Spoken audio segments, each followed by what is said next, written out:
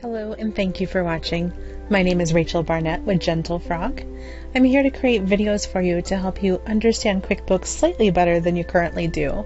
If you have any comments, questions, or suggestions, please put them in the chat box. Thank you. Hi there. In this video, I'm going to show you how to enter a bill into QuickBooks Online.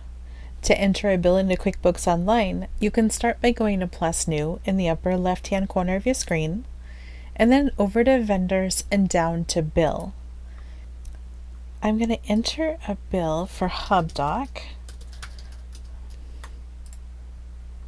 Let me grab a copy of the bill so you can see it. I have my sample receipts, and I'm just going to click on HubDoc for us. So the bill we have, we're just going to pretend. It's dated for August 11th. It's on auto pay, but we'll pretend like it's not on auto pay. So I have a bill for $12 USD dated for August 11th. So let's go ahead and enter this into QuickBooks. All right, so bill date August 11th, 2022. And we'll say date due is August 11th, 2022.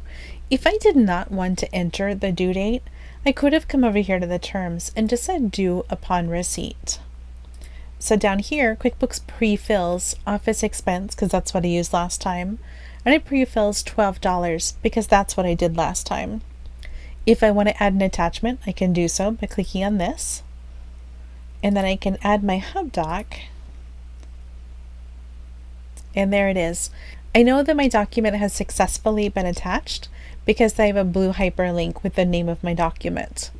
In the lower right-hand corner, I can say Save and Close. And that's it. I've added a bill to my QuickBooks.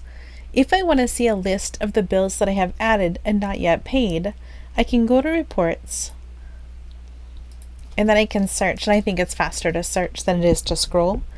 I can look for Payable, and I can say, I would like to see my Accounts Payable, Aging Summary, or my Aging Detail. I'll just look at the summary.